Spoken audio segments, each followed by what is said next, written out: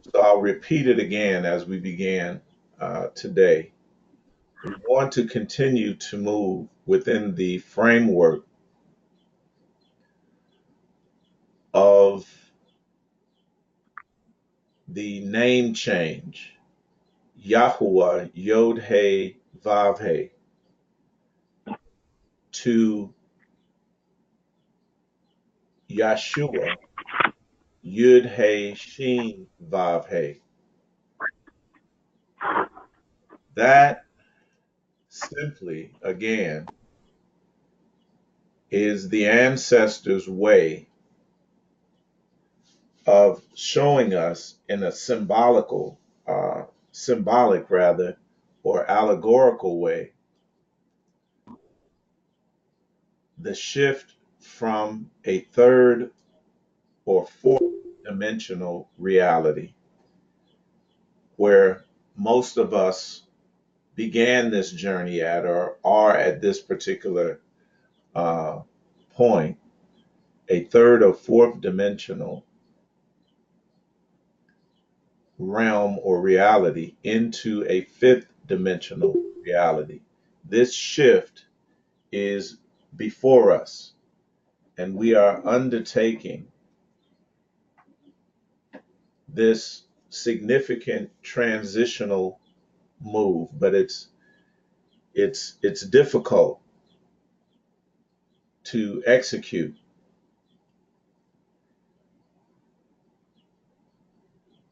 unless and until we began to view ourselves, conceptualize ourselves, image ourselves from an energetic or divine standpoint.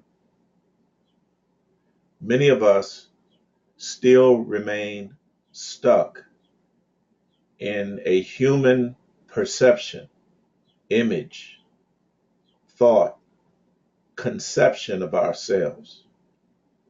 And we cannot fully imagine ourselves from an energetic standpoint. And this is understandable because we have been programmed from infancy to view ourselves exclusively from a human, physical, material, ego centered standpoint. The critical transition will be moving from that perspective, from that perception, to a divine or energetic perception of ourselves. That is the only way that this is going to get done. When these things are presented to us, Nasi touched on it yesterday, when these concepts of divinity, of our pure energetic nature, when they are presented to us and when we consider them, there is conflict that arises almost immediately. Early on, Nasik identified that conflict, that controversy, as cognitive dissonance. We spent a great amount of time on that previously. But anytime that the human or the ego comes into conflict with the divine or vice versa, the id, there is a controversy, a battle that ensues. And many of us are caught in the throes of that struggle right now as we attempt to conceptualize these holistic thoughts, words, and concepts that our ancestors left us to aid us in this transition.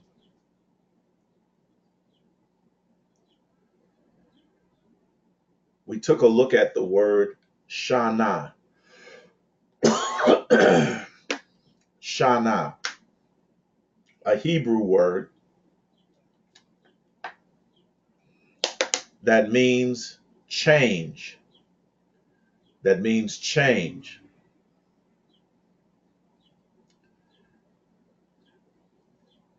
And we connected it to the letter Shin,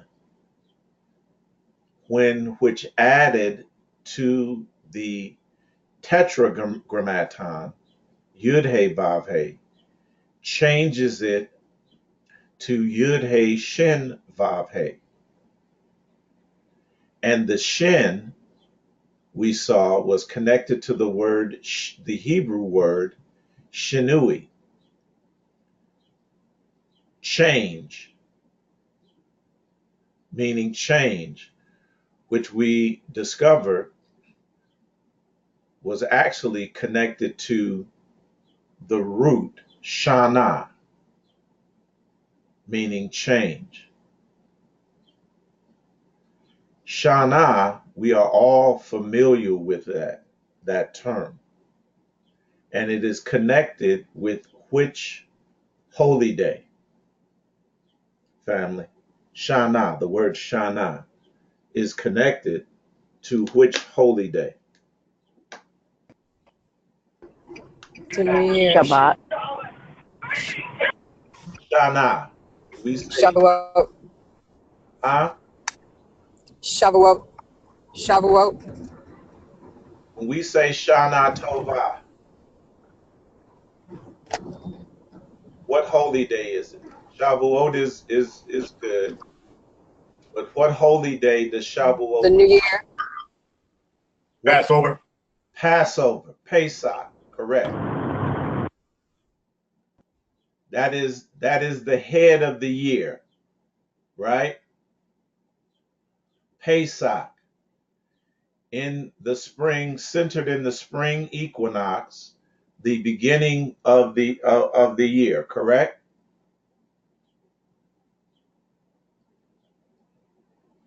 Cain. So we say Shana Tova, and it means to a good change. So we're going to find out that the feasts have a higher level as we of understanding as we rise in consciousness. And we're going to make this, because this is what our ancestors left us. We're going to make this and make this journey very carefully and very deliberately, because it is necessary as we make this transition that we have a perfect understanding of what it is that needs to be changed, what the good change is. And it's going to be very simple as we go through the class today. So this change, again, is symbolized by the tetragrammaton, Yud He Vav He, the four-letter name for the so-called divinity of the Old Testament. And as within the narrative, we transition into the so-called New Testament, the Shin, or the Sheen, is added to the four-letter name, making it Yud He Shin Vav He, Yeshua, representing the so-called God of the New Testament, which again is simply an indication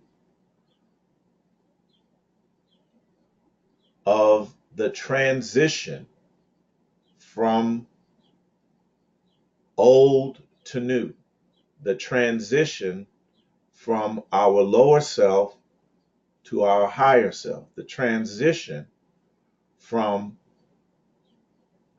the ego into the id, from humanity to divinity.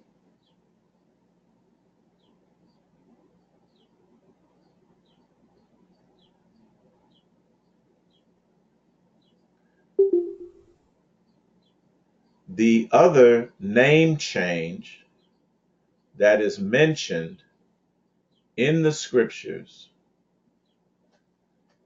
in the biblical narrative, is the change of Jacob to Israel. There was another name change as well. Abram became Abraham. Do you all understand what it is that I'm saying? Do we recall those things? Abram to Abraham and Jacob to Israel.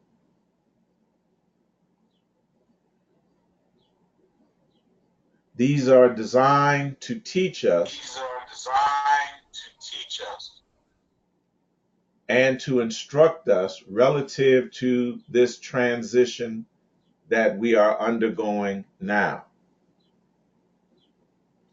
The difficulty has been with us identifying and making a distinction, most of us identifying with our divine selves and making the distinction between that which is divine about us and that which is merely human about us.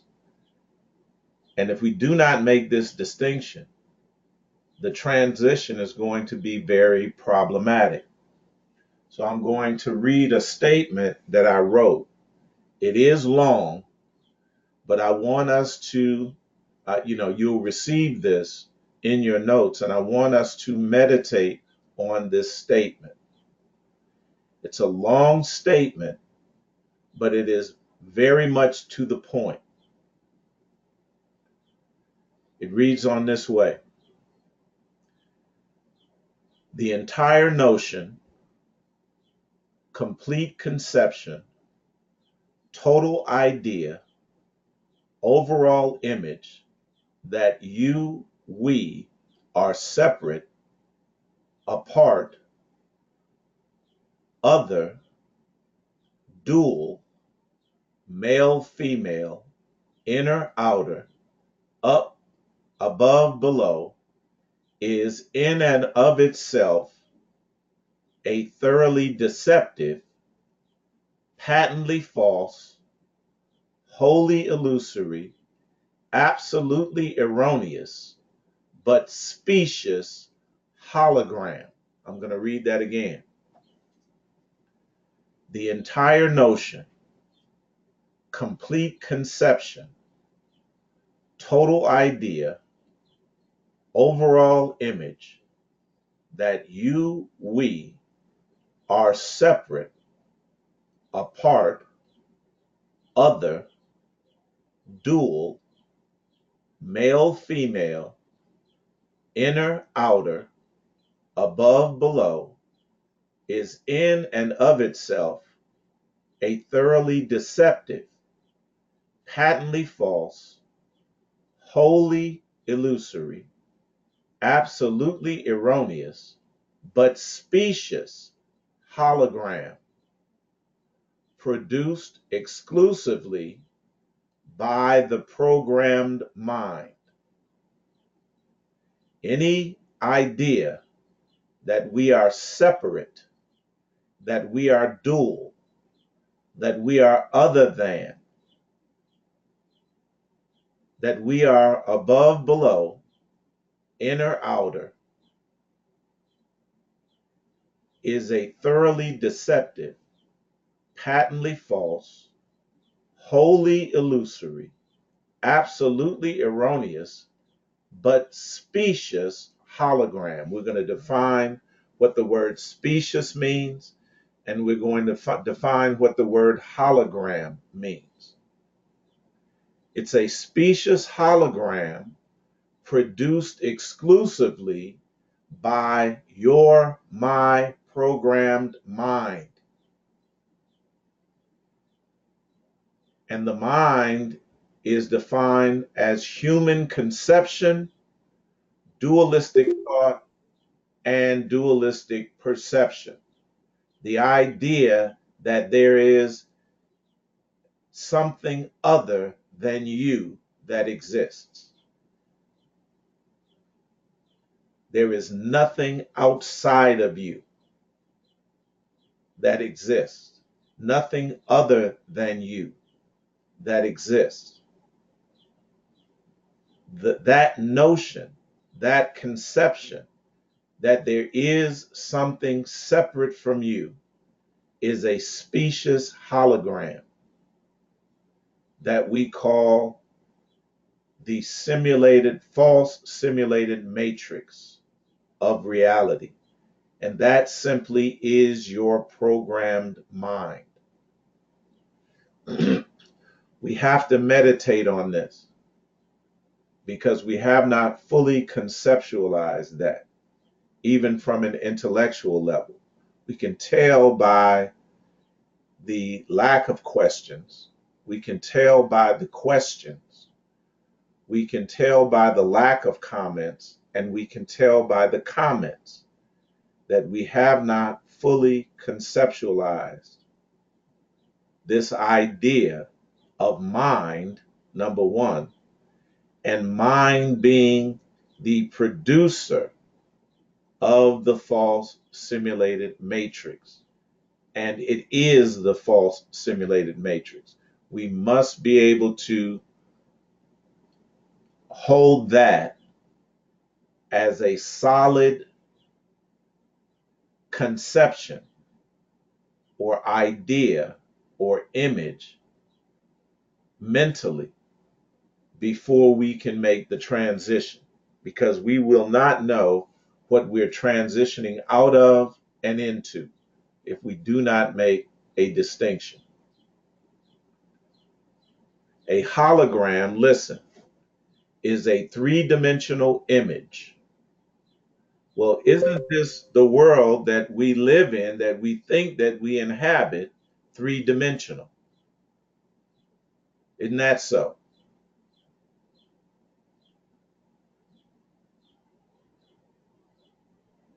A three-dimensional image, listen, reproduced from a pattern of interference produced by a split. Stop there. The pattern of interference, now see, is produced by duality, a split.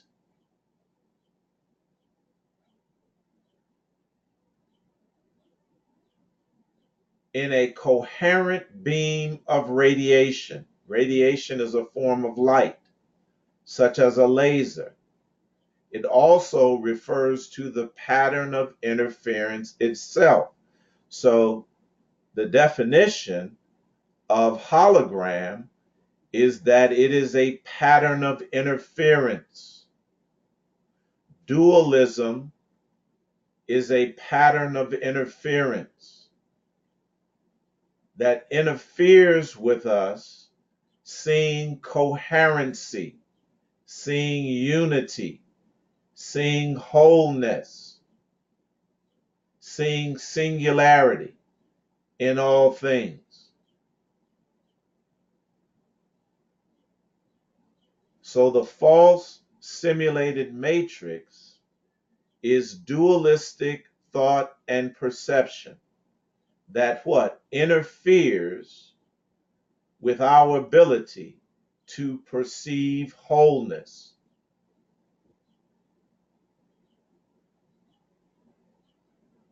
This is where many of us are struggling now.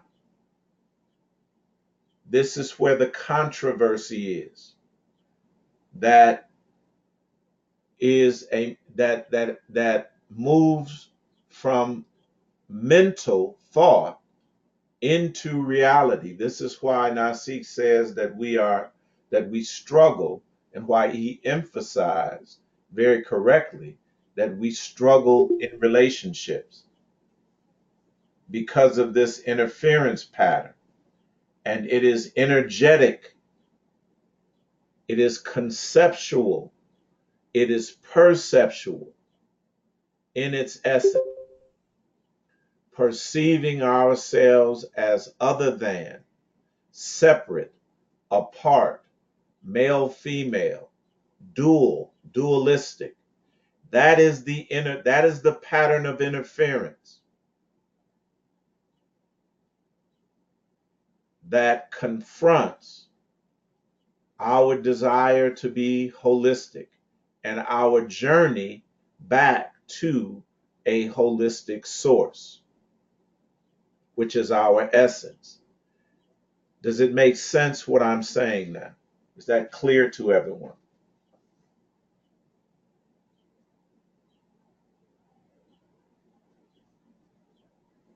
Hey, Dang, yes, sir. So this hologram,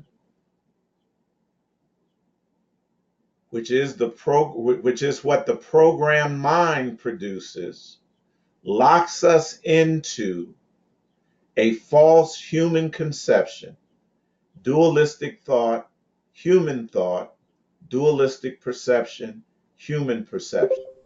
It is a hologram. It appears to be real to us. The things that we experience seem to be real. They seem to be multidimensional. But in fact, that is just the interference pattern. It is specious. Specious means having a false look of truth. Physical things seem physical. They feel physical.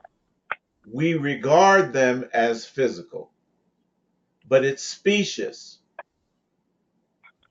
It has a false look of physicality, a false look of materialism, a false look of genuineness, a false look of realness.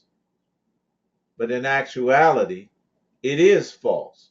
This is why we say the false simulated matrix. It is everything that we experience here by virtue of our humanity. And we think that our humanity, we've been taught, we've been programmed to think that our humanity, that is the end all and be all, that is the beginning and end of who we are. We haven't, up to this point, really been focusing on the true divine energetic aspect of our being. We've only, for the majority of the time that we've been here, experienced life as a human. We have not experienced this in terms of our divinity, by and large. But the transition must be made now. We can't continue to halt between two things, because on many occasions, especially as we've been trained in our belief system, we've come across the notion that there is some aspect of us that is divine. We were called children of God. We were said to be made in the image of God, but we have never experienced that. It's been just something that is intellectual, that we assent, that we give our assent to and agree with intellectually. But we have not, by and large, done any divine things. We have not demonstrated the ability of divinity. We've only acted in the capacity of human, of our humanity. We've only thought, conceived, conceptualized, and perceived from one standpoint exclusively, from one vantage point exclusively, and that is as a human. And most of us are still struggling to be divine, to make the human divine, or to connect the human with divinity. That is never going to happen. There is just going to be a conflict, an ongoing conflict, and one that is intense and tenacious in nature.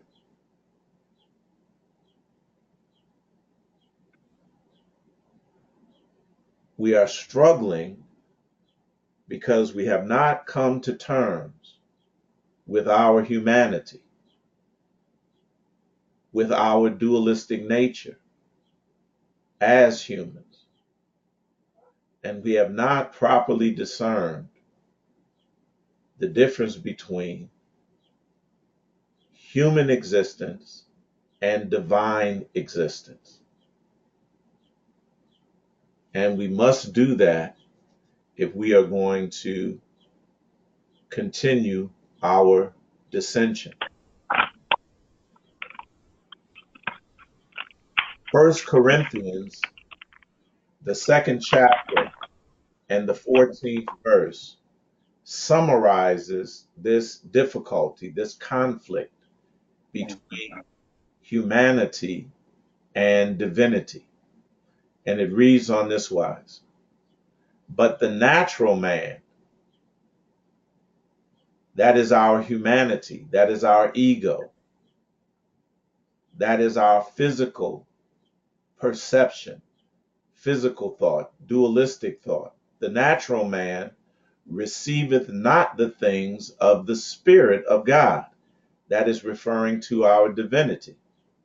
For they are foolishness unto him. Neither can he know them, because they are spiritually, not intellectually, discerned. They are spiritually, not intellectually discerned. 1 Corinthians 2 and 14. Now let's delve into this. The word natural, the natural man, the word natural is a Greek word used, and it's the word psychikos. Psychikos. It's G5991 in Strong's Concordance. It's psychikos. Listen to the definition, because this is going to follow along with everything that I've been emphasizing from the start of this particular lesson. Psychikos is from G5591. It's from G5590, and it means animate. Animate. It's very important. And this word animate is going to fit right into the symbolism and the allegorical narrative that our beloved ancestors gave us in the overall narrative of the scriptures, from the Old Testament to the New Testament. This word animate, or animate, or animate, or animal, that referring to the animal aspect. And it says, in distinction, on the one hand, from G4152. G4152 does not refer to the animal aspect, to the human aspect, to the merely physical aspect. It's distinguished from that which is the higher or the renovated nature. That is what we call our divinity, our higher self. Psychikos refers to our lower self, merely animated, bag of skin and bones and organs, the human aspect, the physical aspect that is animated. So it differs from G4152, which is referring to the higher self. And on the other hand, G5446, which is the lower bestial nature. That is the natural aspect, the natural man, the ego, the sensual. So we have the higher and the lower self being distinguished. And this is the this is the distinction that we must make from a mental aspect if we are to ascend. G5590 is the word suke. Now I want us to keep this word in mind. Suke. Suke. Because suke is similar to a Hebrew word that we're going to connect it to. A Hebrew word, sukkah, sukkah, suke, and sukkah. And suke literally means breath.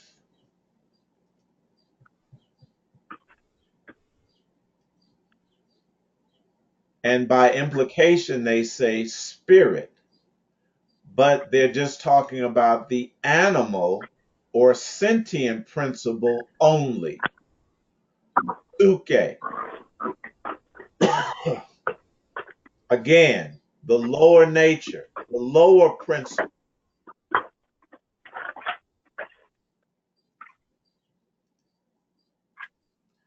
It says the lower principle only, thus distinguished on the one hand from G4151, which is the immortal soul, that divine part of us, the divine part.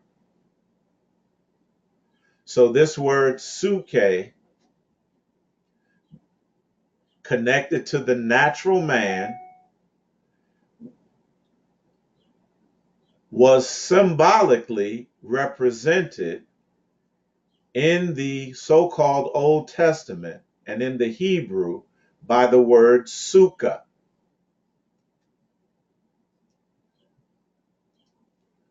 That's H5521, meaning a tabernacle or a temporary dwelling place. The physical is just a temporary shelter or dwelling place, a temporary address, a temporary position that is held until you transition into the permanent dwelling place or the permanent position, which is divinity, which is a return to your original source, which is immortal, which is all knowing, omniscient, which is present everywhere, not just in a particular locus. It is omnipresent, and which is omnipotent, all powerful, all knowing, everywhere at the same time. See, we were not programmed to think in such a manner. So when that notion, that conception is presented, it immediately causes conflict. It immediately causes inner turmoil and inner controversy, which is expressed outwardly and results in arguments, results in interpersonal conflict and controversy. Do we see this?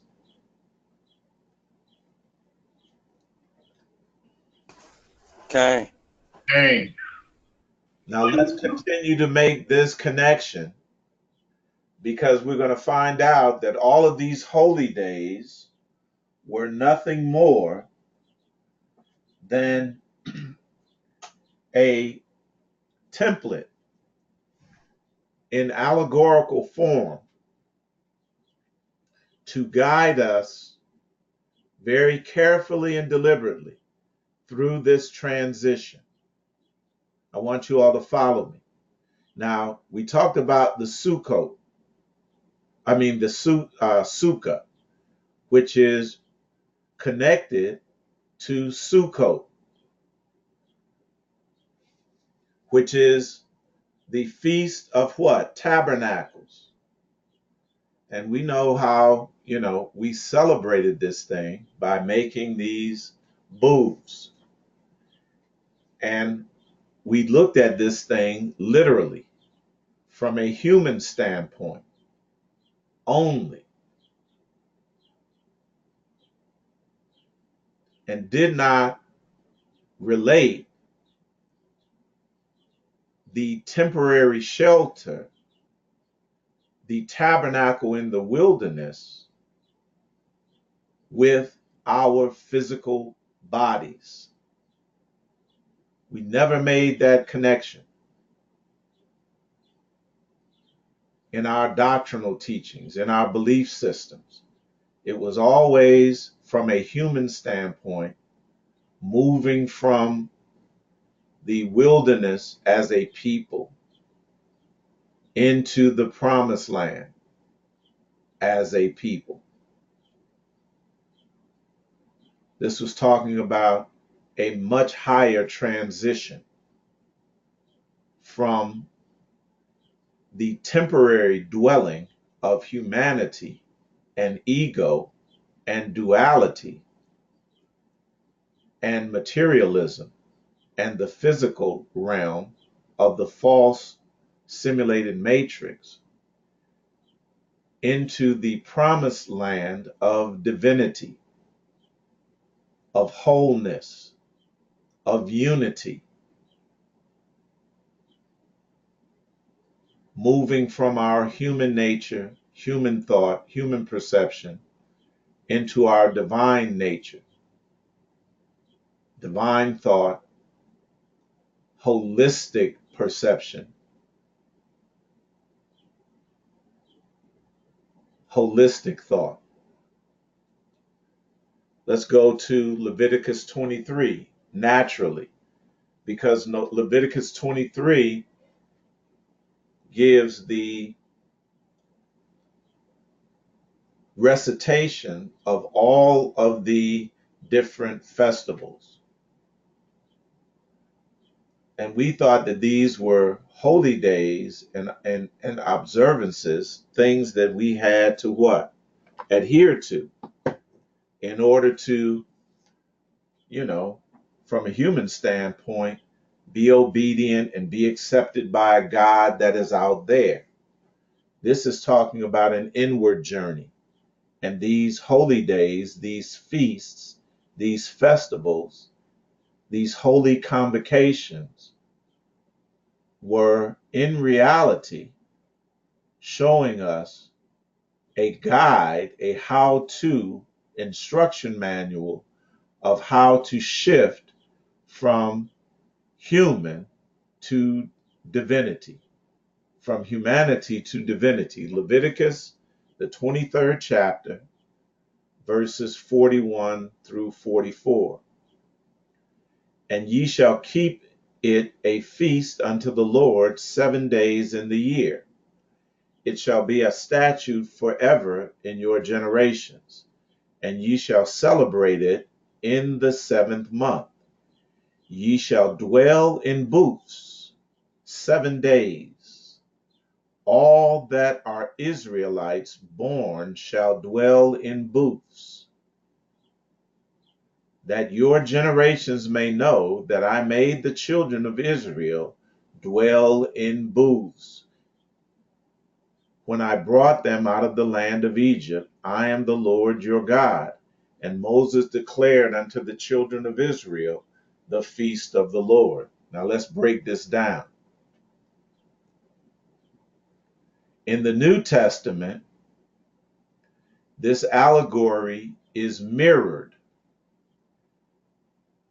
in one caricature, and that is the caricature of Yud He Shin Vav He, Yahushua or Yeshua, and his birth in a manger.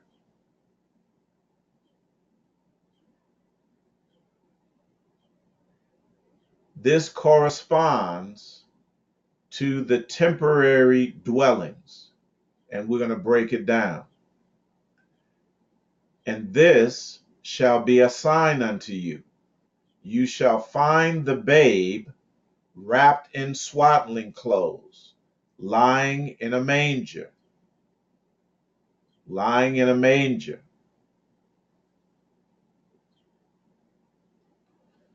And of course, this connects Yeshua or Yahushua to the lamb, the sacrificial lamb of Peh'sakh, the next feast or holy day that we're going to discuss. This is all brilliant. And this is simply a connect the dots exercise that is going to teach us in a very simple way of how to make the transition from the human aspect to the divine aspect. I'm going to pause right here. And since there are no more questions, we'll move on. So we're making the transition into understanding now. We understand Sukkot, right? That it was talking about our bodies, our physical bodies, our material bodies, our physicality and humanity being just what? A temporary dwelling place, a temporary position, not something that we would remain in indefinitely, a temporary stopping point or locus. But now, Eitai, let me ask a question here for everybody.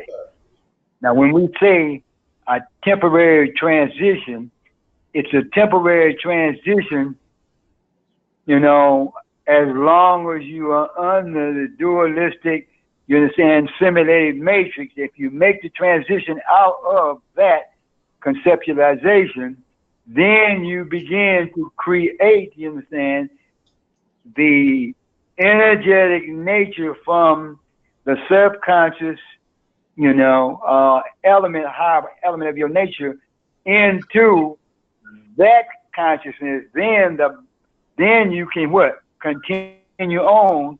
Are we saying that there's a physical, you know, saying departure eternally, and now you just energy? You follow what I'm saying?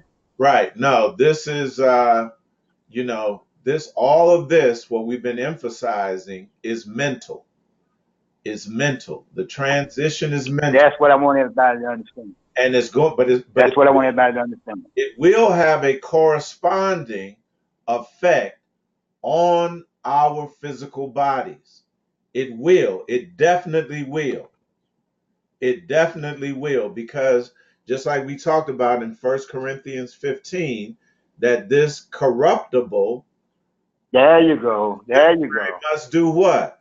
Clothe itself in incorruption. The physical must Okay. into the spiritual and to be more energetic in its nature and non-physical.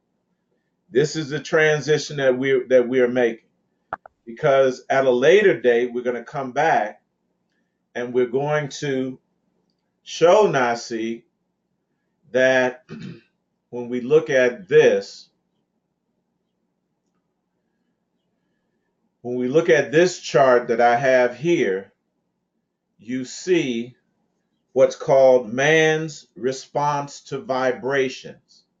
The figure on the left, man standing up, and this is the actual emanation or descent of man from a mostly spiritual, energetic being, non-physical, into mental, into astral, the fall into mental, fall into astral, the fall into etheric, the fall into heat, the fall into electric, the fall into sound, and then ultimately reaching the bottom in terms of becoming a solid physical mass, dense physical mass that is much less spiritual and energetic as it is solid and material.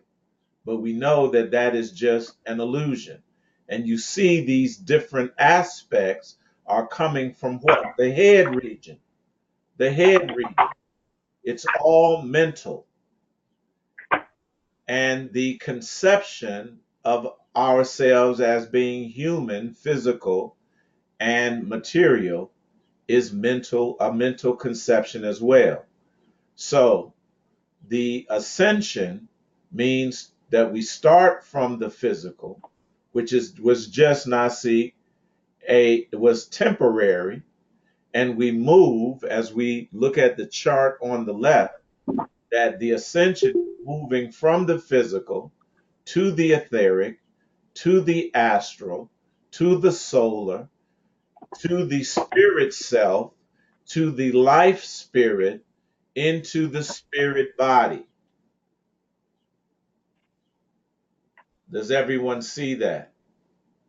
These are the things that our ancestors gave us to assist us, to allow us to image what happened, family, during what happened as a result of emanation into the false simulated matrix.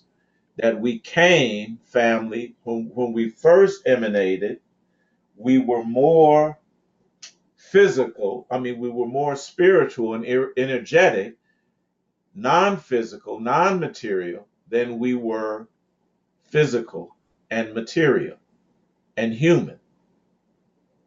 And we descended into the lower realm of physicality, of materialism, of humanity. And that was illustrated in the book of Daniel. This is another thing. We're going to go over this later once we've fully conceptualized the not just the fall or the descent, but the fact that we were inverted and converted as well. I'm going to demonstrate that to you all in just a second, especially you all that can see. And I asked that question because I was just saying I asked that question because I want us to really fully get what you're laying out.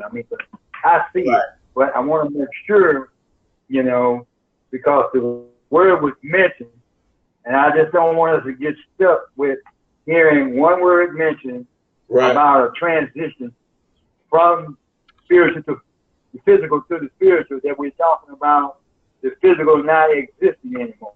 Right. That was the question, why I asked the question. Okay. Well, I'm going to show you. I'm going to try to demonstrate it with this sock as representing when we became more physical than we were spiritual. And this is what happened in the inversion. Just imagine the sock being turned inside out as you all are seeing me do it. Now understand, I'm just turning it inside out, and you'll see that the top of the sock becomes the bottom of the sock. Do you all see? And the bottom of the sock becomes the top of the sock. This is how problematic this is. So it's just not a matter of turning things upside down. It's a matter of inverting it like this in the ascent and turning it inside out, inverting it and thus converting it. Do you all see what I'm saying? We have to conceptualize it this way. The scriptures, Okay. the scriptures symbolize the fall by the image of Daniel in the 2nd chapter, fam. The head of gold representing whom we first emanated in, that we were more pure in terms of our divinity. And then our divinity fell to a less pure or precious metal, silver, then something that was less precious than that, bronze, then less precious than that, iron, more gross, more dense, and then iron mixed with clay, miry clay. That is where we are now. In that iron mixed with miry clay condition of physicality. All right? So Eitai, just to help us with, that means then that the devolution is part of what we call the inversion, when you're coming from your pure state or your divine state into your physical state. Am I correct? That's correct. Absolutely correct. So I just want us to be understanding. So we have to fully conceptualize that, family. We have, because this is not in accordance at all with the way that we've been programmed. And Absolutely not. If we try to conceive it from the aspect of mind and intellect, we're going to continue to struggle. It will be a conflict. Now, see, it will be a conflict. It will be an internal struggle. Absolutely. And we're going to talk about this struggle in the manner that our ancestors gave us within the allegory of Jacob wrestling with the angel. Jacob wrestling with the angel. And you're not going to think automatically that this has to do with Peh'sakh or Passover, but it is.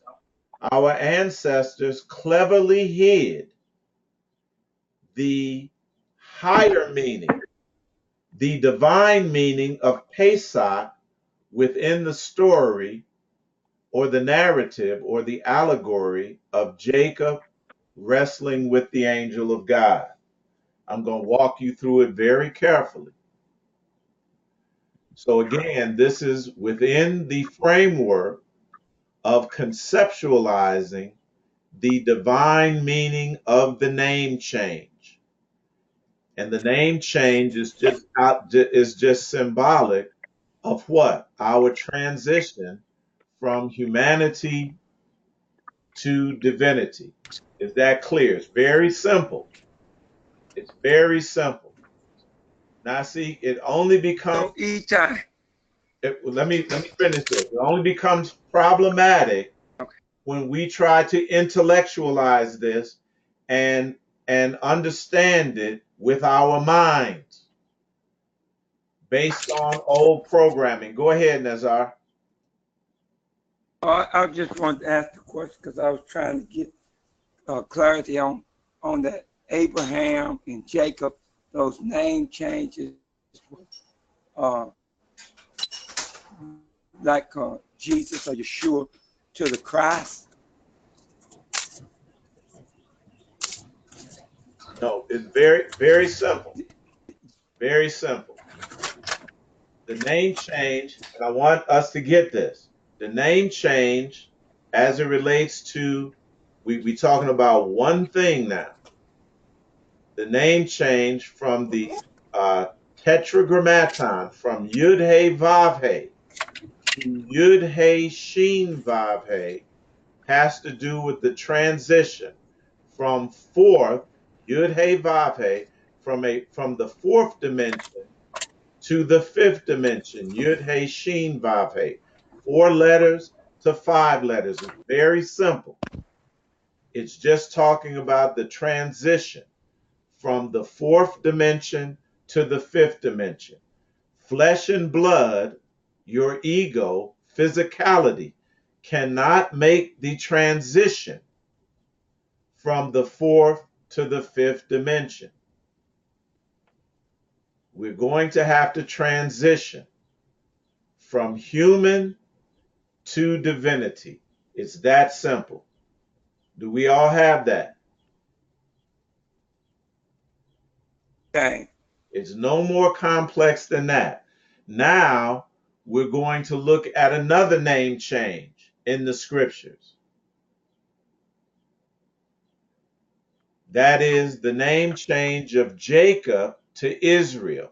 This adds another level of understanding to this transition.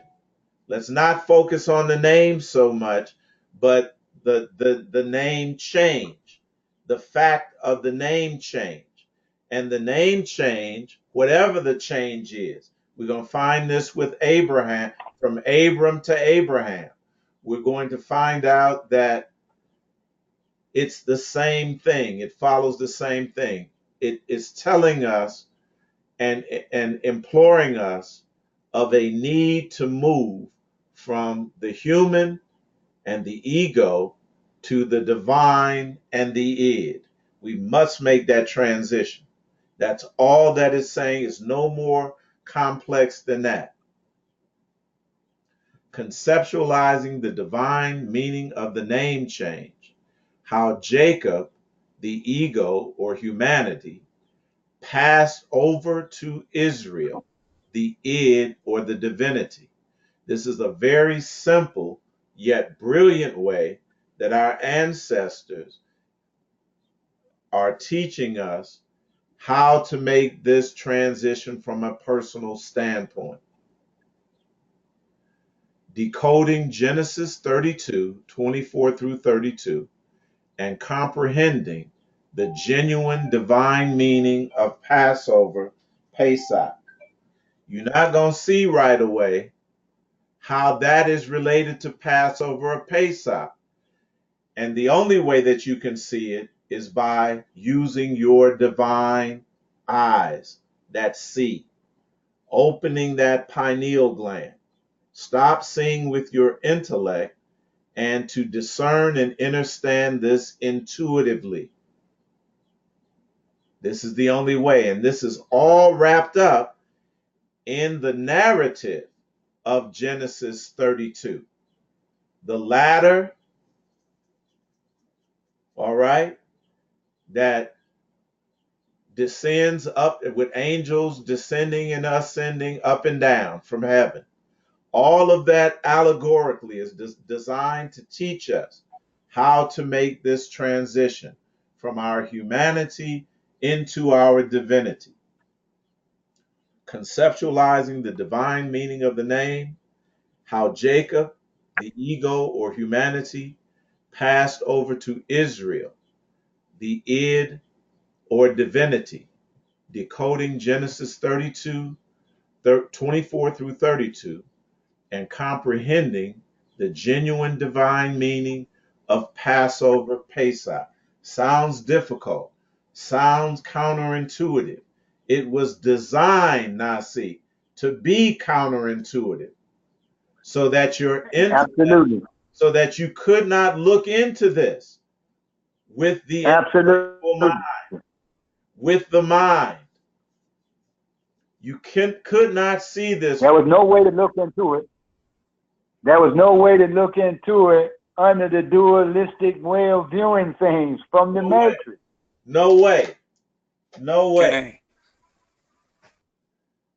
So we're going to connect this before we go into Genesis 32, 24 through 32, and began to decode that. We're going to connect this with what Nasi was telling us yesterday, because I thought he did a brilliant job in doing this. And it was a very difficult thing to do. Absolutely.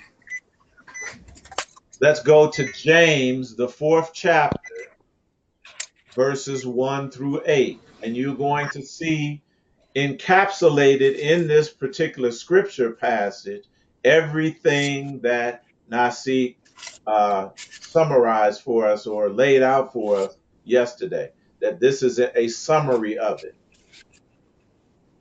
James, the 1st chapter, verses 1 through 8.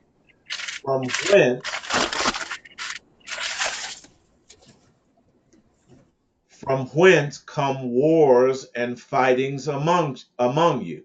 Again, now see, this is exactly what you did.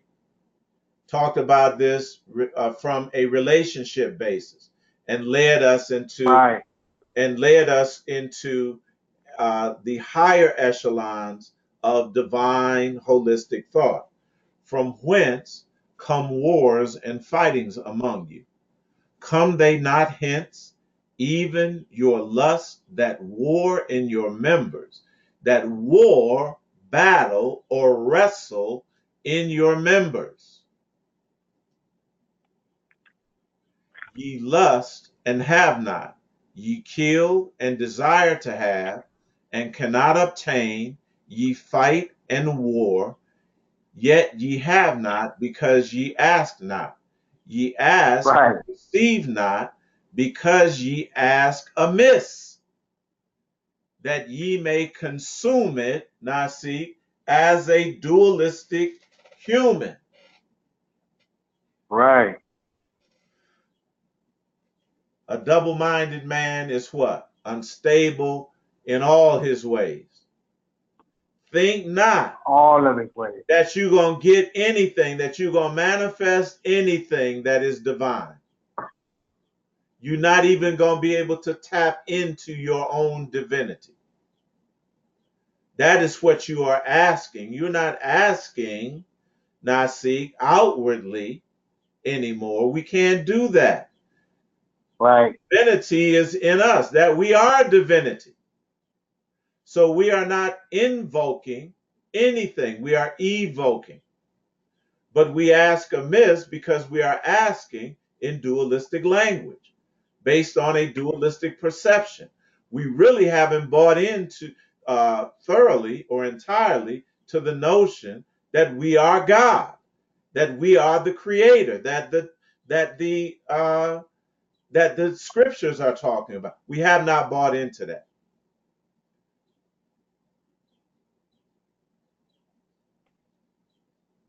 We can get that intellectually. You can agree with what I'm saying from an intellectual standpoint, but unless you become, from an energetic standpoint, the God of the Bible, the creator, within your own mental conception and perception, you're just doing lip service to it. And that there's going to always be this conflict, inwardly and then outwardly.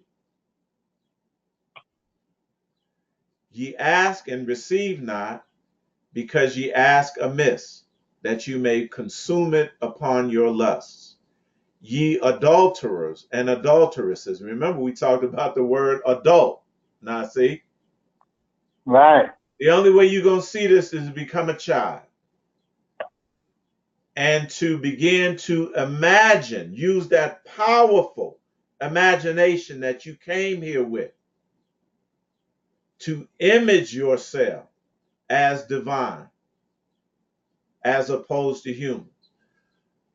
But we are still in our adulterated form.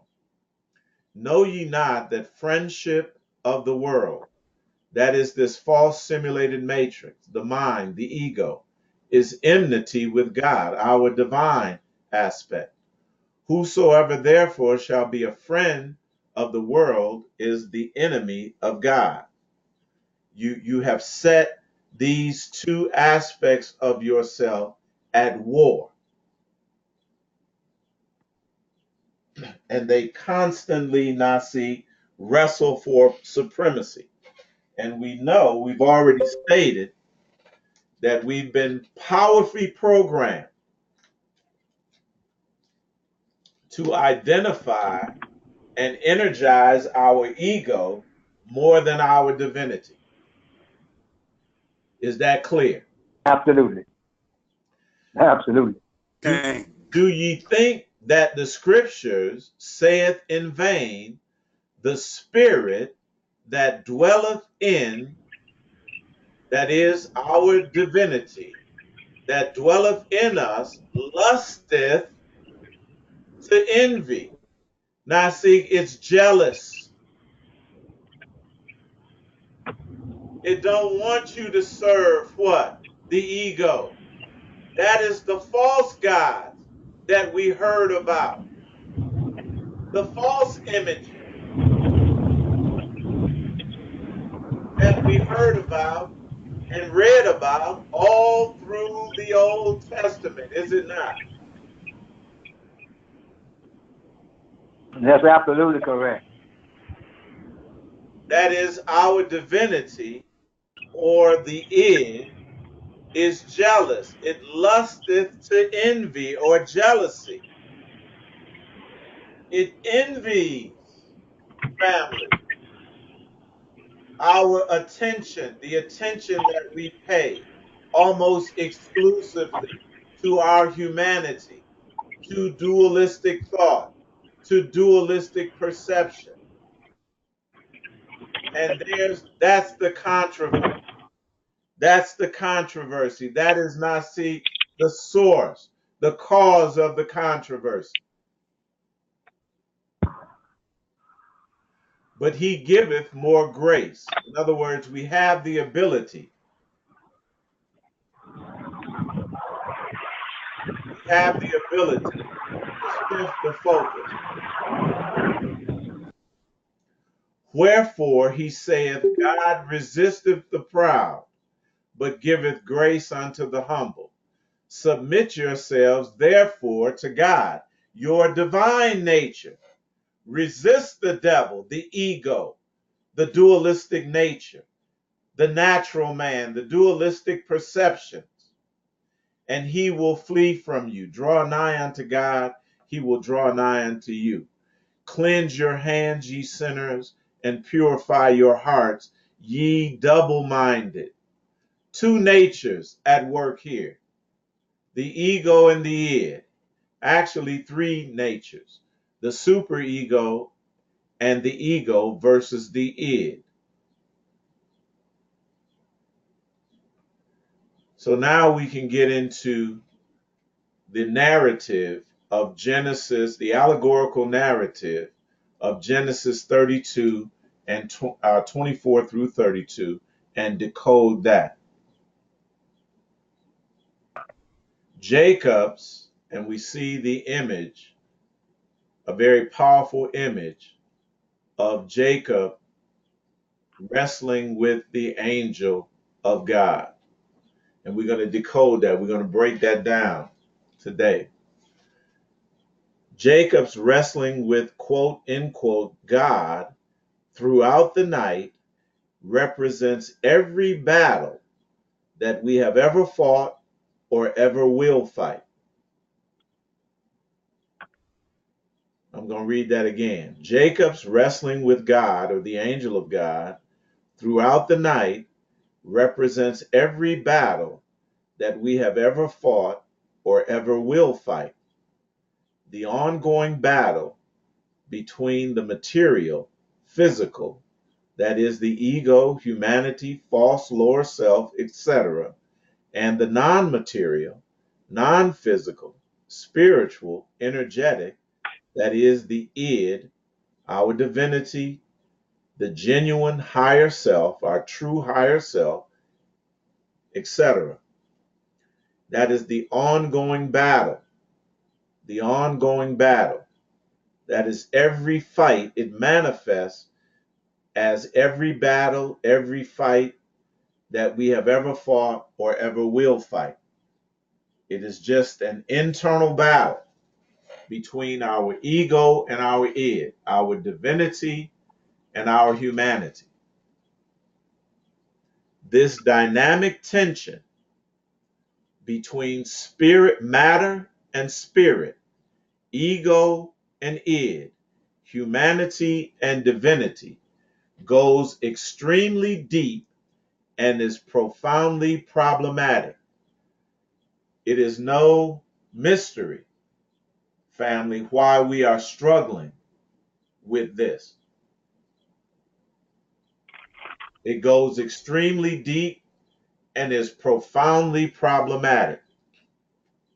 Our beloved ancestors designed the narrative, the entire narrative of Genesis 32, to illustrate not only the ensnaring nature of the deceptive physical material world, but also the utter tenacity of the ego, Jacob, when we permit it to have free, unimpeded dominion within that world.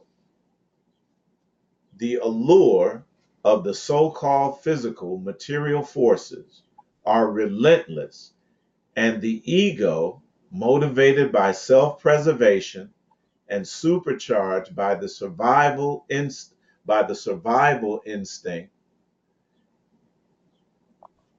is dedicated to ruthlessly maintaining your connection to it by any means necessary. This epic allegorical scenario illustrates that even when confronted by the very essence of our being, that is the angel of God, the higher self, the divine aspect, etc., the ego, that is Jacob, the lower self, the human aspect, is an extremely formidable foe, a virtually impregnable adversary. Unless Jacob, that is the ego, is disabled, sacrificed, passed over, bypassed, halted, impeded, etc., transition into our divinity, the so-called promised land, will be virtually impossible. Now, does everybody understand what I just read?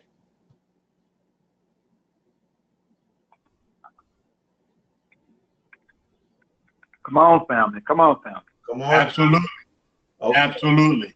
It's a yes or no. Hey, It's a yes or no question. We all understand, correct? yes, All right. I understand. So we're going to talk about and go into the detail of the narrative about Jacob wrestling with God, Jacob wrestling with the angel of God. So we're going to, before we get into that, we're going to ask the question, what was the purpose for the Old Testament sacrifices? The purpose for the Old Testament sacrifices, were they not a vicarious sacrifice to get us right with God, right? A God that was external. So we used so-called external animals as sacrifices for our shortcomings, correct?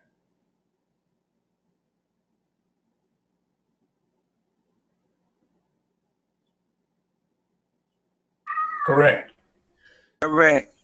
So what happened in Liberia relative to the sacrificial lamb in the history of the Hebrew Israelites to take the lamb and to elevate the lamb to another understanding and another designation. Do we all recall what happened? Okay. The lamb hung himself.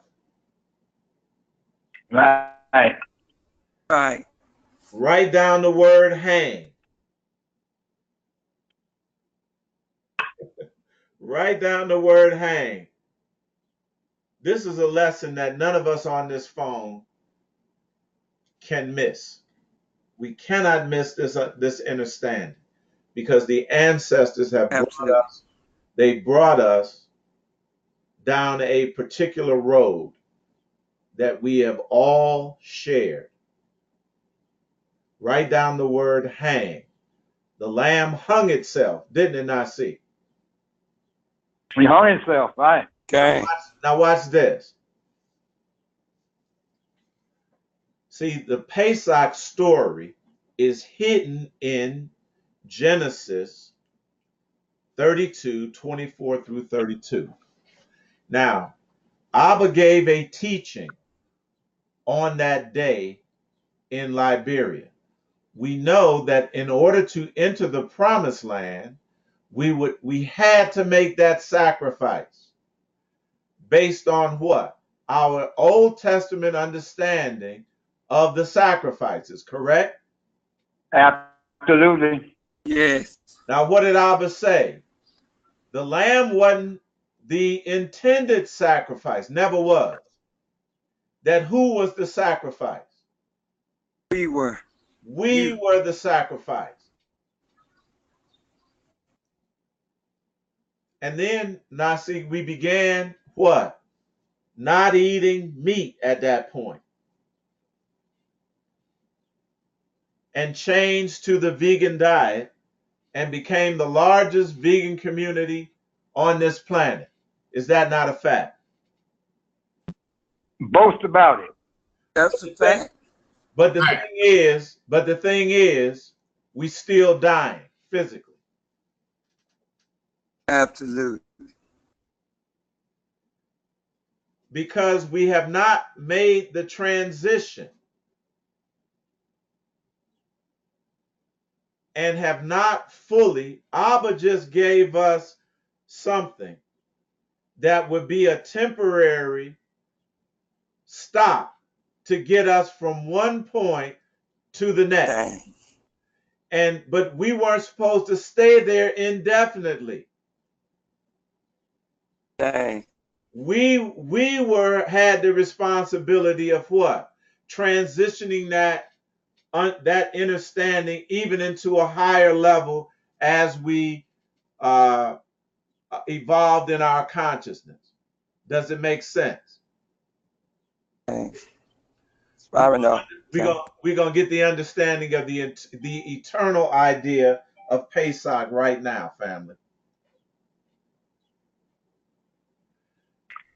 Peh'sakh is H6453. We're going to define this first before we get into the narrative of Genesis 32, 24 through 32, because it's going to all connect.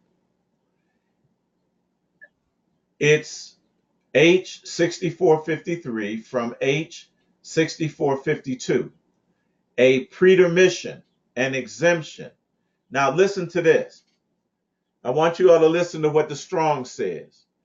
Used only technically of the Jewish, that is Hebraic, Passover. That is just a technical use only. But again, our history and our experience supports this and confirms this. Peh'sakh referred to the victim or the offering. Now see, Abba began to tell us this, that we Okay. were the sacrificial lambs, to move it from a religious, belief-based system, understanding of it, to a very personal understanding that we are the offering, that we are the lamb. Are you all? Absolutely correct. We are the Peh'sakh, the victim, Okay. the offering. Moving forward.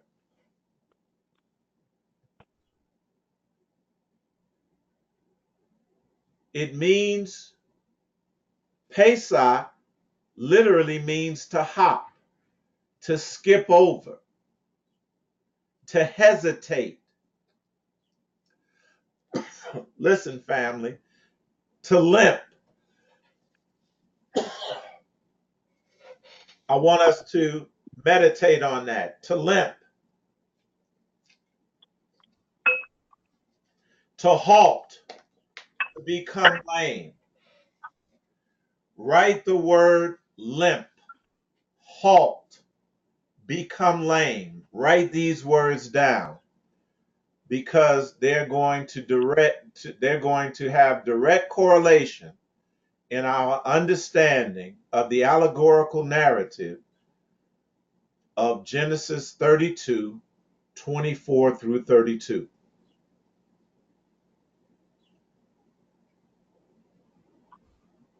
The new name, when Jacob, the ego or humanity, becomes lame and halts, Israel, the id or divinity, ascends. When Jacob, the ego or humanity, became lame and halted, limped, hopped, Israel, the id, the divinity, was born and begins to ascend. Are you all with me? And Okay. I put this meme here, and it says it's a surgeon. It's a picture of a surgeon for those of you that can't see it. And the meme states, I removed your ego. And it turns out that's what's been clogging your reality.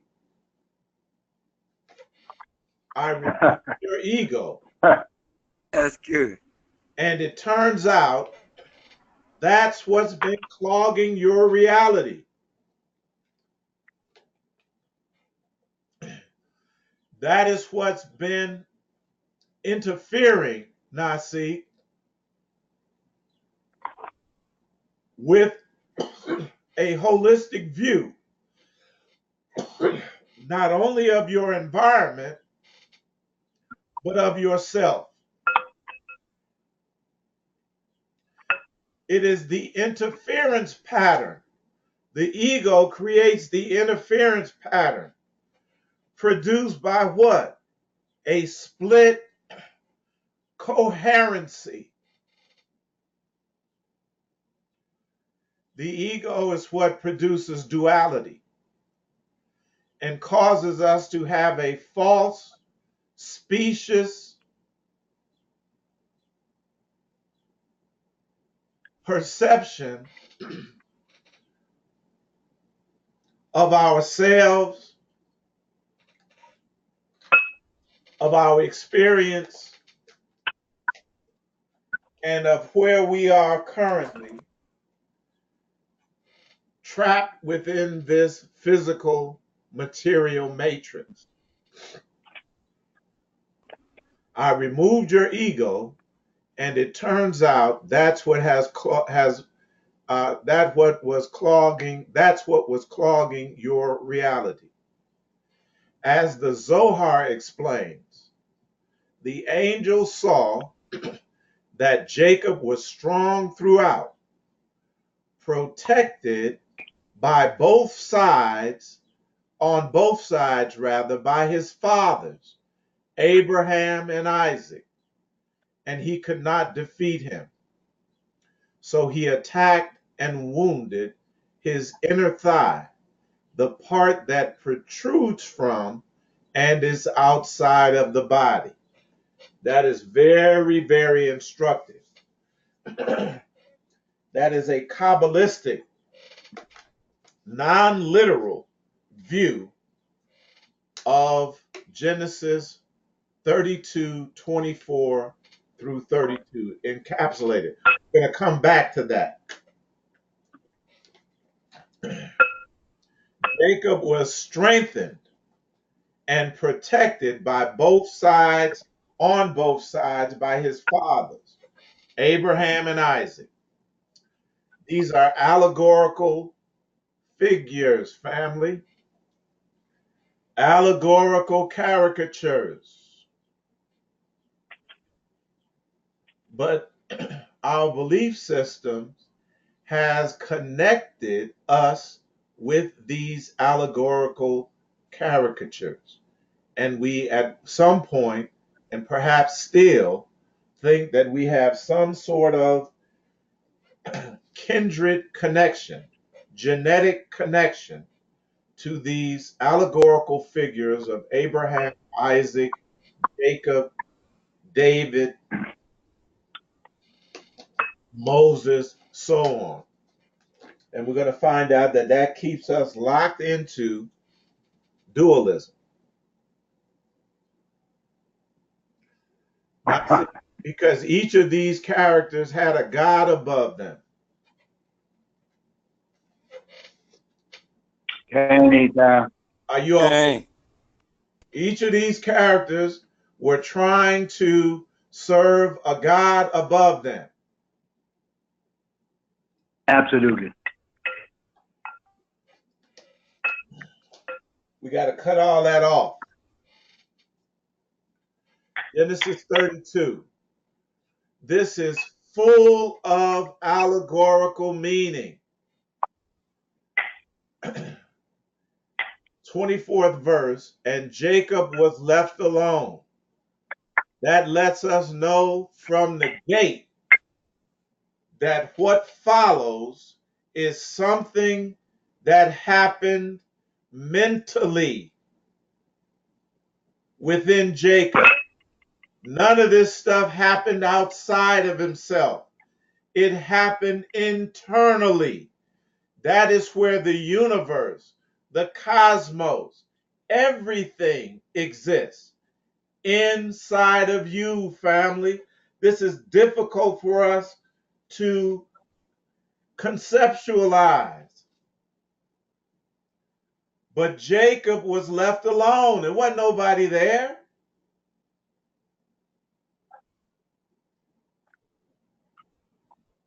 How do you be left alone and wrestle with a man other than yourself, huh? Come on now. Okay. It was internal. And there, where he was alone, wrestled with a man with him until the breaking of day. Now, this breaking of day is going to be very important because, family, Peh'sakh is related to Easter, correct? Yes, it is. And every Easter service is a sunrise service, isn't it? Don't they have a sunrise Yes. service? See, they don't even Yes. know why they was doing that. But it's related to this scripture pattern, this scripture passage. And it has a profoundly higher meaning than we have believed so far. We're going to get to it right away. And when he saw, this is the angel of God, that he prevailed not against him, meaning Jacob, look, he touched the hollow of his thigh. Now, this is code. This is code. the hollow of his thigh, to decode it, we, brothers, have to realize what the hollow of our thigh has to do with the breaking of the day. In other words, the sun coming up. Each one of us, brothers, has something in the hollow of our thigh, that's the inner part of our thigh, that sits upon the inner part of our thigh that rises when the sun rises.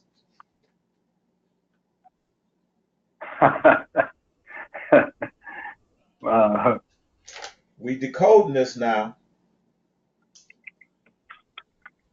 Well, Eitai, what does that have to do? Let's go back up to what the Zohar said. The angel said that Jacob was strong throughout. Why? Because he felt that he was protected on both sides by his fathers. See, that's the patriarchal system. Now, see, now how you going to be protected on both sides by your father?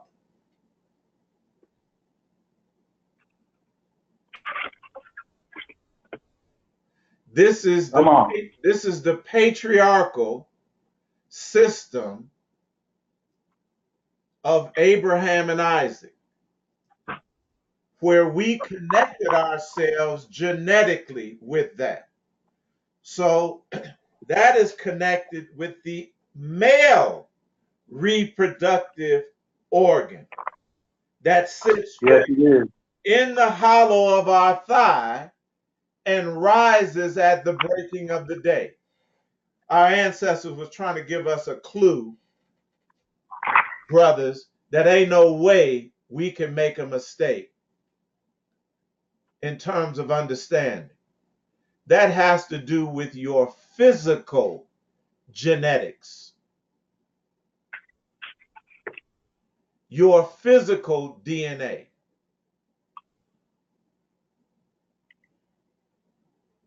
And we've each made that connection,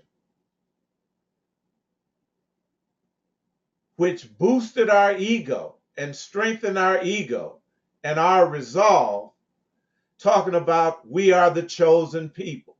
Is that not so? Oh, buddy, yes, it did. Yeah. This is why the struggle is so hard. And why you struggle, some of us, many of us, when I say that Abraham and Isaac, they're allegorical caricatures. Now, see, if I would say this in the public, which I'm doing by recording this, it's going to cause a conflict and controversy. Yeah. Because the masses of people, just like the majority of us here, are still holding on to a physical connection with divinity, with the God of the Bible, with a divinity that is external to ourselves. I don't care what you say intellectually. If you have a problem with me saying that these are allegorical caricatures and from Genesis to Revelations that it is an allegory, you got a problem. Yeah. Dang, Eitai. You will never make the transition until that is touched and taken out of joint, disconnected, severed. We're going to see that's what the word Peh'sakh means. You will never make this transition successfully. And you will continue to struggle with these basic, simple, holistic concepts, words, narratives, etc., and so on. He was left alone.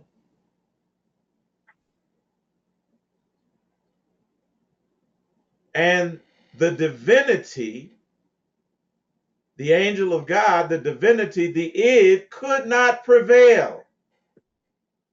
This is the problem, because the ego has been nourished so much, Nasi. So much.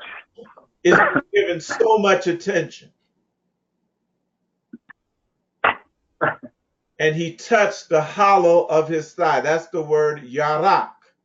It means his loins as the seat of procreative power. That's the Johnson. And I'm using the word Johnson not to be, but that's how we get the last, that's why they call it Johnson, because it passes on the male identity, the Johnson. So if your father was a Johnson, guess what? You're a Johnson. How? Through the Johnson.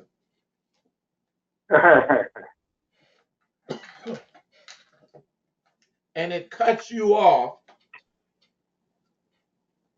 from the real divine nature, which is through, from a biological standpoint, Nasi, our connection to our genuine connection through divinity is through the female, through the mitochondrial DNA. Yeah. If we want to get biological, but how are you going to be protected on both sides by fathers?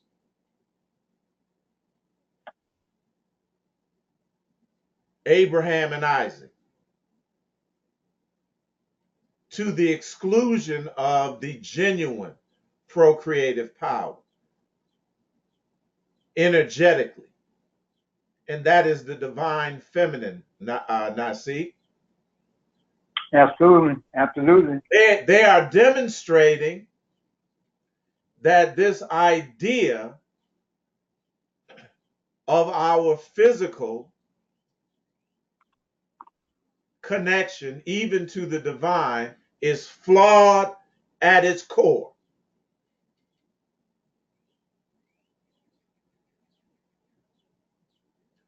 And if we think that we are divine through some allegorical false connection, some character called Abraham and Isaac, you're going to have to confront that.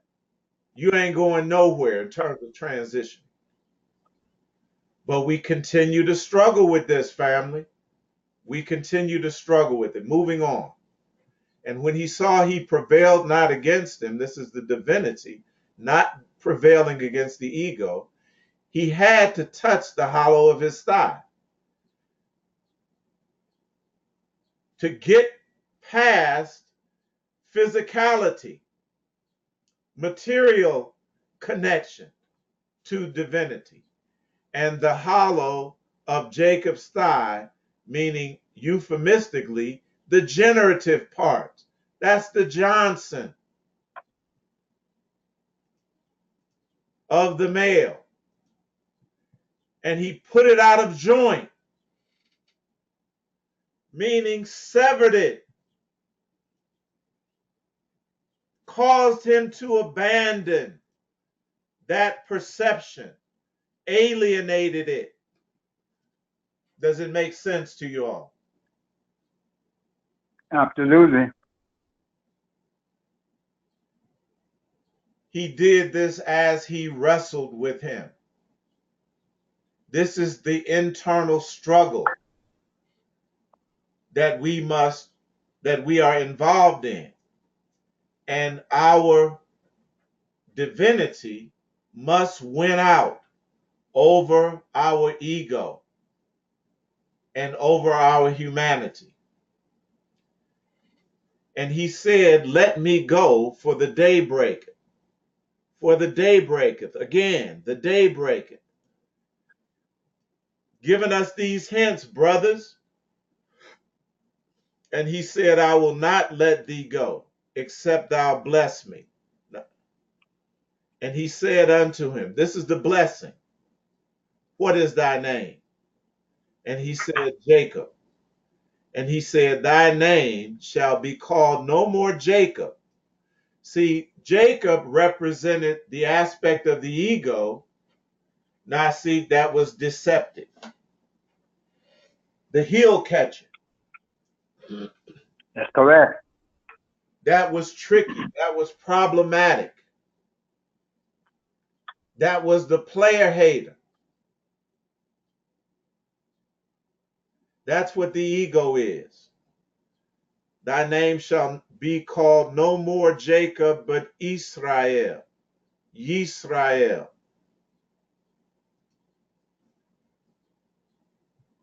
For as a prince, prince meaning that the ego was on the throne. But that was the wicked prince. We'll get back to that scripture. That was the wicked prince. In Isaiah, when it's Right. take the crown off of him, remove Right. the diadem. Right. That was the prince, the ego that was exalted, that truly had power with the divinity and with man, and has prevailed. And Jacob asked him and said, tell me, I pray thee, thy name. These names again, family. And he said, wherefore is it that thou ask after my name?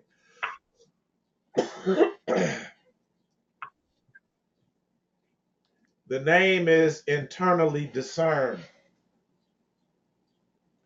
The name moves, family, from Yud He Vav He, and puts the element, Nasik, of change right in the middle, the Sheen, Yud He Sheen Vav He, and moves us from the fourth dimension to the fifth dimension. Yeah. Moves us from humanity and the ego to the id and divinity. And he blessed him there. And Jacob called the name of the place Peniel, or pineal.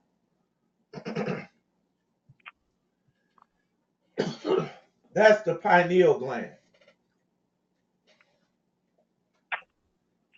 That's the one that must be activated, family, for you to see these things and to see yourself from a non-intellectual perspective, and to see your divinity face to face, clearly. You can't do it intellectually, Nasi. Can't be done. It is spiritually discerned. Isn't that where we started out? The natural man can't see it. The natural man, Jacob, had to be bypassed and had to make the transition from the natural man into the spiritual man. But we discussed this. Well, why wasn't the spirit first and the natural second? Right. We explained all this.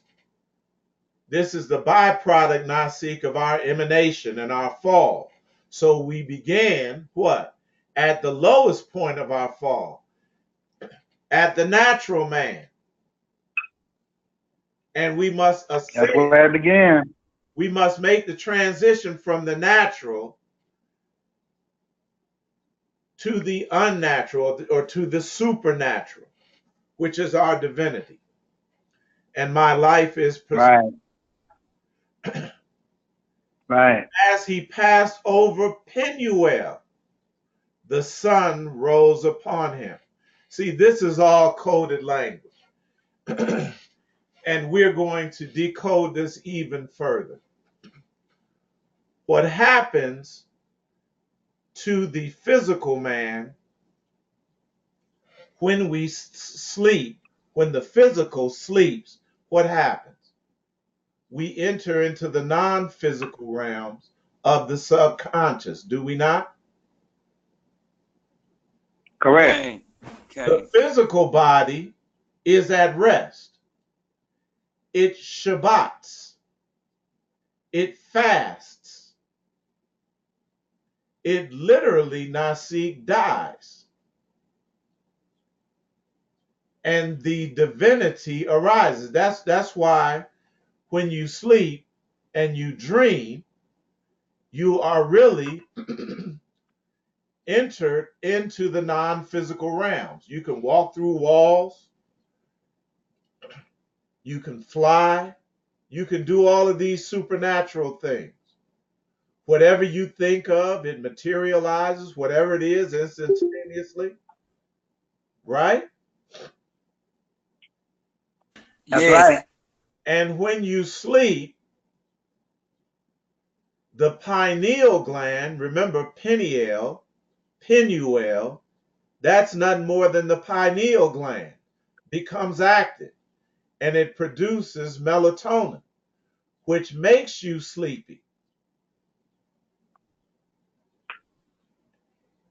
From a physical sense, the physical body sleeps and you transition into divinity, where all things are possible, family, where your conscious awareness is not with you. It is dormant. And the supernatural abilities become what? Active. All the result of the pineal gland, the pineal. So in verse 34, he passed over Penuel, the sun rose upon him, and he what? Halted upon his thigh. Pass over. He passed over. He made the transition. And he did not depend from that point over on any connection to what? Abraham and Isaac, his forefather, his physicality, his connection to a God out there somewhere through some what? Allegorical figures. Hard thing for us to conceptualize. Hard thing for us to do, because this programmed mind tells us that if we cut off our connection to Abraham, Isaac, Jacob, David, etc., and so on, we lose our connection to God. Is that not the case? That's the case. That's an act. That's what your ego is telling. Because all that stuff did was build up your ego and strengthen your ego and keep you locked into the simulated matrix. But family, the lamb died years ago. Now see, it hung itself. That's The so lamb hung itself. Now watch this. And Abba told you that you were the Peh'sakh, that you were the offering. Yep. The word out of joint means to hang. The word out of joint in Genesis 32 and 25 literally means to hang. If we cannot on this call make this transition, make this connection from an experiential standpoint, nobody in the world will be able to. Family, the lamb hung itself. And from that point on, Abba told us, don't worry. the higher conception of the Lamb is that the Lamb is you. And I'm telling you now that the Lamb refers to your ego, that animal part of you, that natural man. And I'm not telling you by virtue of any intelligence that I might have or possess. I'm showing you, and I've shown you very carefully that our ancestors put this in the narrative very carefully. Put it in the entire narrative of the scriptures. Use the holy days, the feasts, as a catechism, as a how-to manual of how to transition from your lower self to your higher self. Does it make sense? Oh, yes. Definitely makes sense. Yes. So the word Peh'sakh literally means to hop, to skip over, to limp, to halt, to become lame. That's what happened when the angel of God, quote unquote, touched the hollow of the thigh and put it out of joint.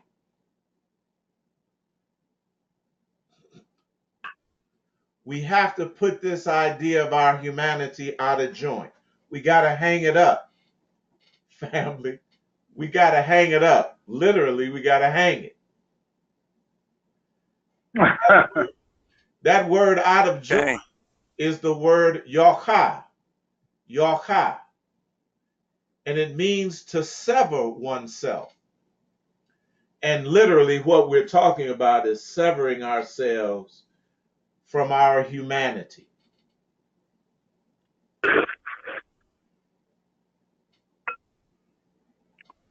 Our connection, Nasi, that we are descendants. This idea that we are descendants from something divine in a Right. in a physical nature, that we are this chosen people. We got to cut that off. We got to hang it up because it's just locking us into, it was designed to do that. It was a lower conception from a lower consciousness level. Abba took us higher, didn't he? As a result, what? Of the Peh'sakh lamb literally hanging itself.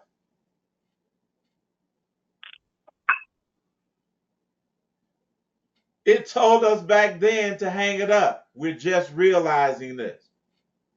Just realizing it. That these, is what I'm telling you, that these festivals and holy days had higher conceptions. Took a minute, didn't it? Pardon me? I said it took a minute, didn't it? That's correct. The lamb hung itself. And we got to hang that aspect of ourselves.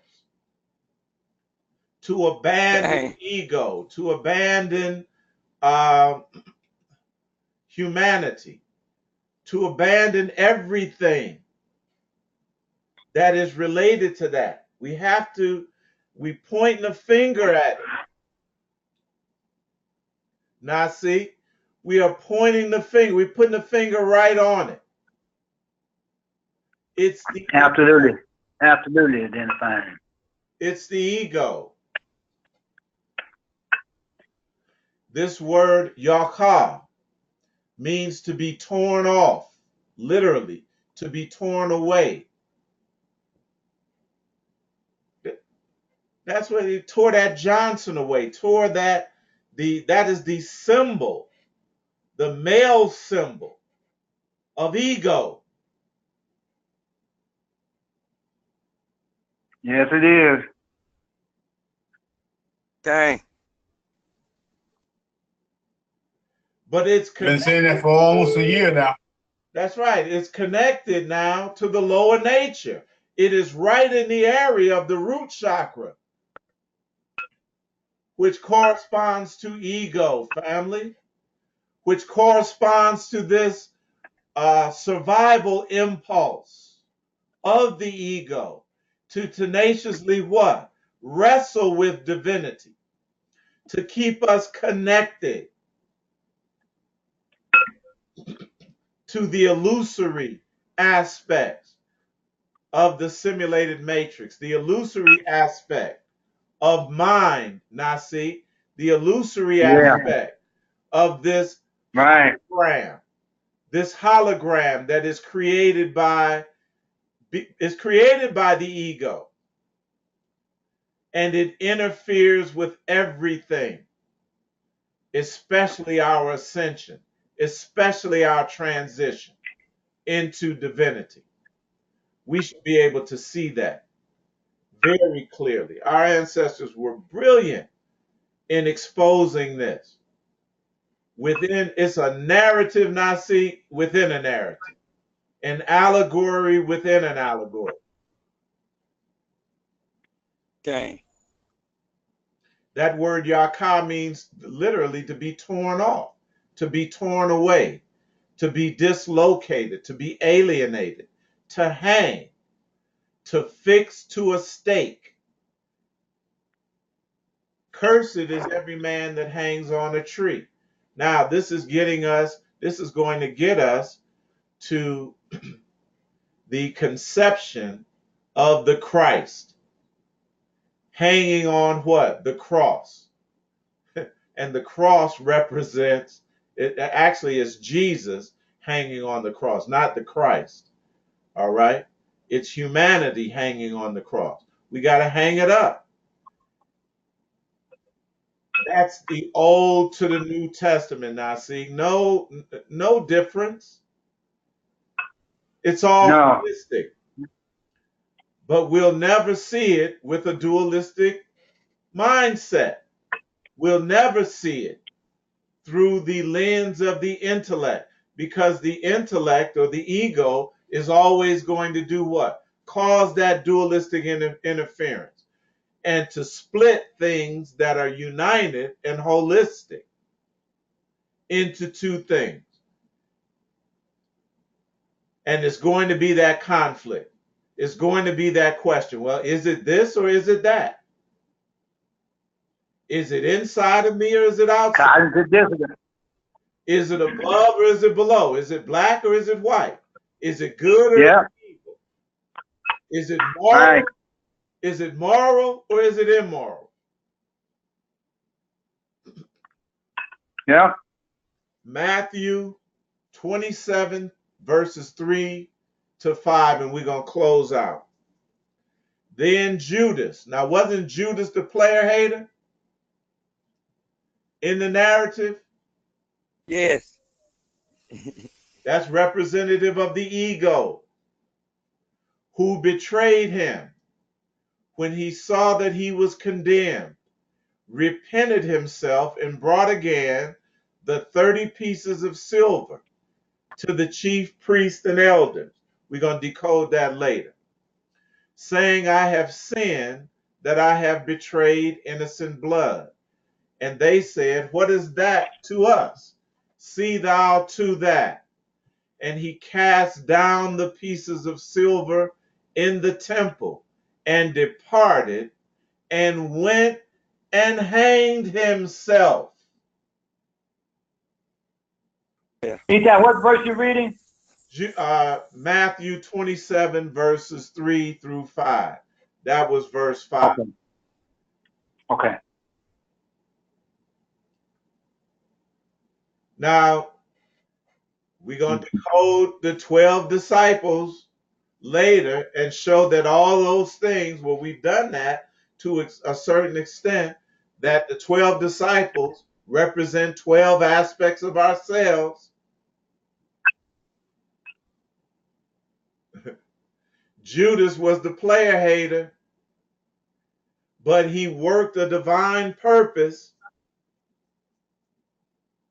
in sacrificing the human element within ourselves, which is represented by Jesus hanging on the cross. And this family is connected. The hangman, the voluntary sacrifice of our ego. Yeah. Are you? Right. This is so simple. It's so simple. But if we begin to intellectualize it, then we'll just get into dualism and confusion and conflict and controversy. Our ancestors did a magnificent job of using the entire tome of the scripture, the entire volume of the scripture, to illustrate in no uncertain terms not only the necessity, well, illustrate in no uncertain terms the necessity to transition from a worshiper to that which is worshipped, from the observed Nasi to the observer, Yeah. from human to divinity.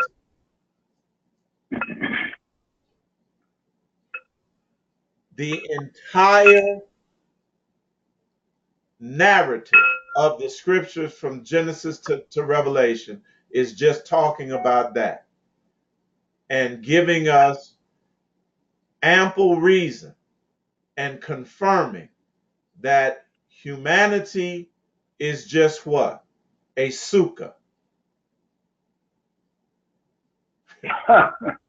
Right. A temporary dwelling place. That the natural man is the sukkikos or the sukkah, something that is temporary.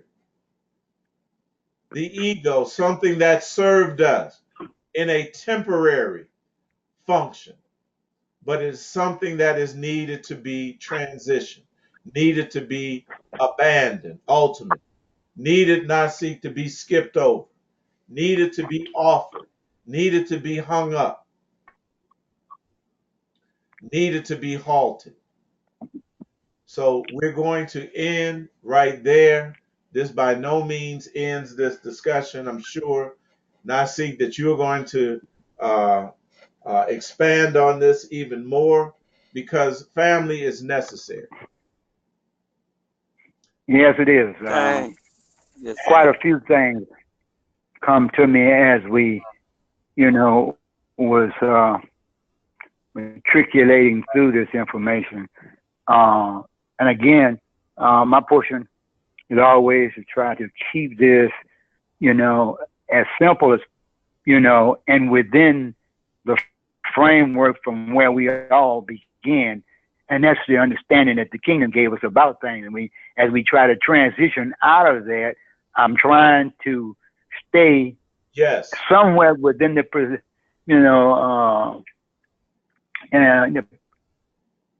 area that you won't just completely get disconnected. That's because it's going to be a process as we evolve up. Example. Now everybody know of a surety that if you in this world, in this physical flesh, it's transition. I mean, everybody, I don't care what you eat, what you do, they don't stay around. They transition out. So you can see that it's temporary, ain't it? Right. I mean, it's confirmation. We live in it. It ain't hard to consider. We are living this. We are watching it every day. Yeah. So now we're going to have to concentrate on what we have been given in the last 3 or 4 months we've been on here, and how it's continued to evolve and reveal itself. It is getting more simplistic, more simplistic, more simplistic. Final point. Just expand what he was talking about. Going back to the word scapegoat. Now, I'm not going to get into it today, but I just want you to know about what was the scapegoat supposed to do. You put the sins on the head of the scapegoat, right? And you what? They drove the scapegoat, you understand, into the wilderness, right? That's right. But so what? This is again, here we are. You have to drive that what? Physical Human nature, right? image of yourself, that you know, that element that is what? In opposition to your divinity, you Right. got to drive that away so that the divinity can be brought into existence. That scapegoat. Absolutely. You know. But anyway, I just wanted to say that in respect to adding another piece to the puzzle. You know, we unraveling this puzzle. That we're gonna spend as much time as we need to on this. Now, see, we ain't, you know, we're gonna spend as much time as we need to. This we got to make this. It's critical that we make this transition. So Critical. I'm going to end right here and open it up for questions and comments.